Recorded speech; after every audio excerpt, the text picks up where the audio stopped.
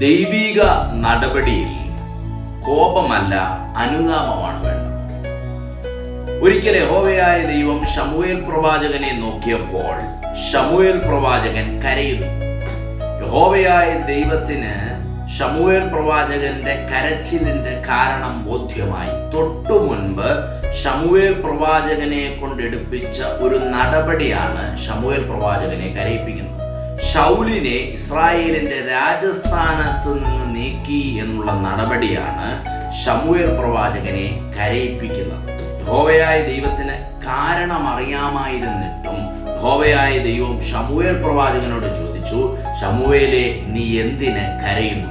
ഈ ചോദ്യം ശമൂവേൽ പ്രവാചകന് മറുപടി പറയാനോ യഹോവയായ ദൈവത്തിന് ഉത്തരം കിട്ടാനോ ചോദിക്കുന്ന ചോദ്യമല്ല.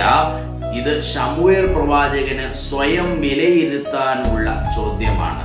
ശമൂവേലേ, നീ എന്തിന് കരയുന്നു? ഇതിന് കരയേണ്ട കാര്യമുണ്ടോ? ഇതിന് ദൈവഹിതത്തിന് ഏൽപ്പിച്ചാൽ പോരെ? എല്ലാ കാര്യങ്ങൾക്കും കരയേണ്ട കാര്യമില്ല, എല്ലാ കാര്യങ്ങൾക്കും നിലവിളിക്കേണ്ട കാര്യമില്ല. ചില വിഷയങ്ങൾ കരയാതെ ദൈവഹിതത്തിന് ഏൽപ്പിക്കുക. അതിനകത്ത് ദൈവത്തിന്റെ ഒരു മറുപടി, നീ എത്ര കരഞ്ഞാലും ശമൂവേൽ പ്രവാചക, ഞാൻ നീക്കിയ ശൗലിനെ തിരിച്ചു വാഴിക്കത്തില്ല.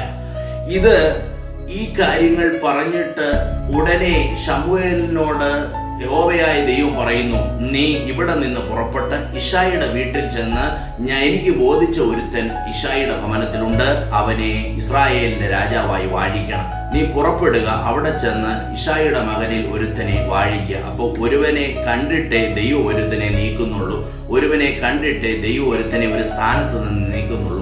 ഉടനെ ശമൂവേൽ പ്രവാചകൻ ചോദിച്ചു, ഞാൻ എങ്ങനെ പോകും? ഈ ചോദ്യം ചോദിക്കുന്നത് ഇശായിയുടെ ഭവനത്തിലേക്കുള്ള വഴി ശമൂവേൽ പ്രവാചകന് അറിയാതിരുന്നിട്ടല്ല. ഈ ചോദ്യം ചോദിക്കാനുള്ള കാരണം, എന്നെ ശൗൽ കണ്ടാൽ കൊല്ലും. കാരണം ശൗലിൽ നിന്ന് അഭിഷേകം നഷ്ടപ്പെട്ടു എന്ന്, ശൗലിൽ നിന്ന് രാജകിരീടം തെറിച്ചു എന്നുള്ളത് ശൗൽ തിരിച്ചറിഞ്ഞപ്പോൾ ശൗലിനുണ്ടായത് അനുതാപമല്ല, ശൗലിനുണ്ടായത് കോപമാണ്.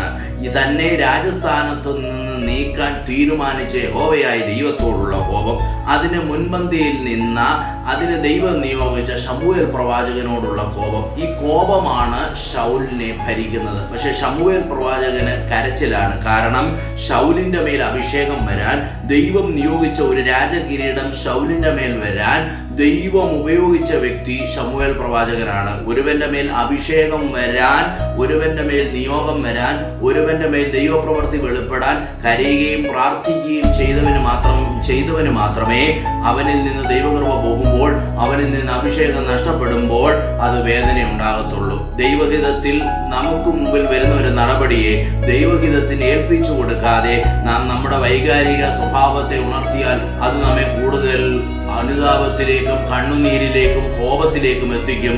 അതുകൊണ്ട് ദൈവിക നടപടിയിൽ കോപം ജ്വലിപ്പിക്കാതെ ദൈവിക നടപടിയിൽ താഴ്മയോടെ ആയിരിക്കാൻ സർവശക്തനായ ദൈവം കൃപ ചെയ്യട്ടെ. ഈ വചനങ്ങളാൽ ദൈവം നമ്മെ സഹായിക്കുമാറാകട്ടെ.